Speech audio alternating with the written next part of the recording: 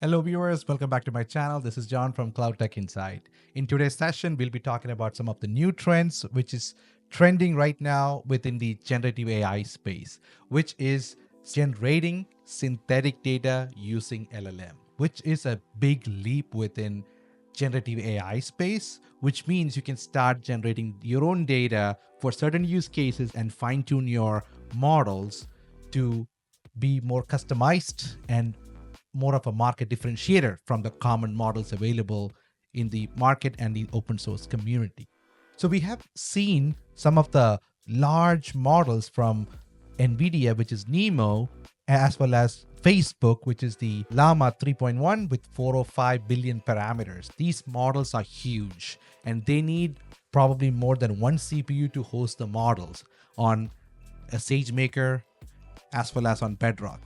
And one thing to keep in mind, these models are also meant to generate synthetic data based on a use case, which means you can provide a certain set of data and ask them to generate a label data set out of these data sets, which is available on open source community, and use that data to train a small model like Llama 8 billion parameters and make it more customized for your own use case, which means you don't need a big model to solve a certain or a very particular use case within your organization.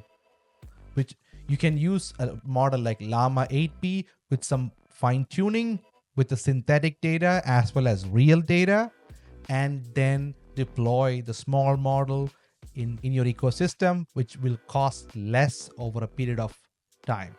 I will be talking more about Llama 3.1, 405 billion model within SageMaker as well as on Bedrock. Both are available, and how you can generate a synthetic data. And there is a recent blog by AWS that also explains step by step on how to do this, generating synthetic data and how to train the Llama 8B model so that you have a very specific model that can do a lot of arithmetic operations, which 8B model could not do. So this is an exciting part. So without much discussion, let's get into it. So let's start with why do we need synthetic data? It's a very important thing to understand that synthetic data is used in very specific use cases, especially in like cases where privacy is a big concern, especially in the healthcare industry. If you want to train a patient's data for an LLM, there is a lot of HIPAA compliance that you need to satisfy. Sometimes it may not even allow some of those training the LLM with the patient's data. So in such cases, some of these models like Llama and NeMo can easily look at the data set and generate a very similar data set with same statistical differences and the matrices. And we can use that data set to train the model so that it understands the variations between the human vitals, data, all these information. And the other reason is the lack of data, when there is not enough real data to train the models. Some of the edge cases, they don't have enough data to train the model, so they use the real data plus the synthetic data to augment and provide the enough information for fine-tuning the LLM models.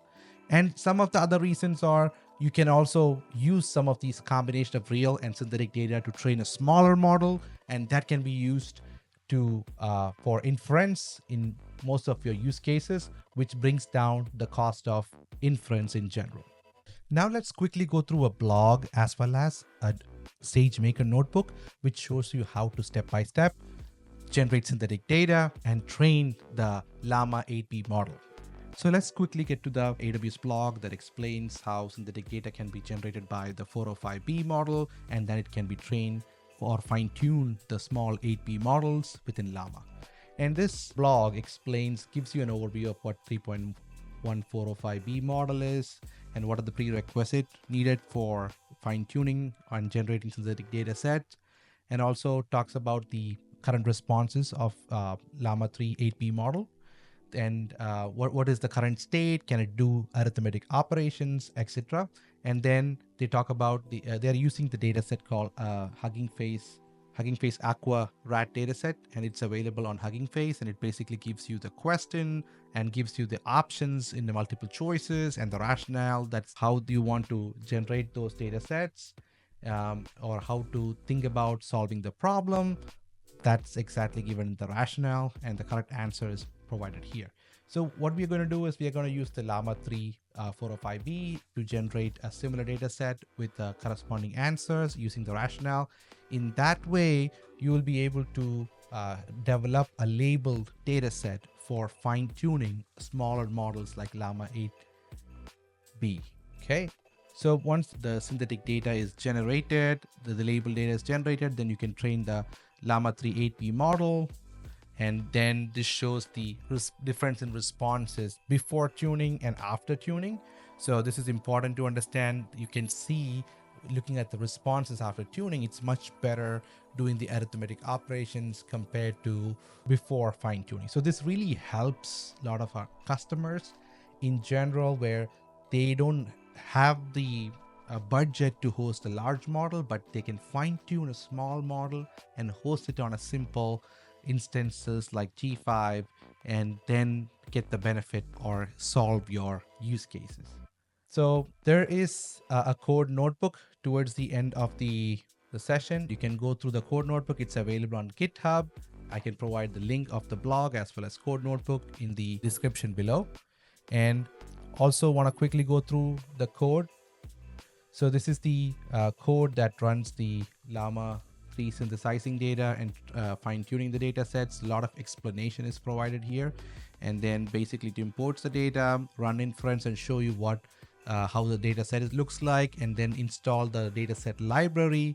And then you download the corresponding library and split the data into training, evaluation, and testing data sets.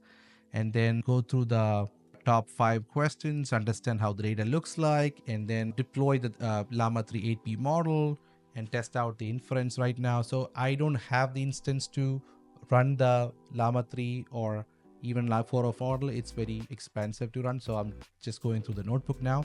And overall, you pick the Llama 405 model, deploy it, generate the data sets. And once the label data is out, and you can also do it on Bedrock as well as SageMaker. Both are good based on your use cases.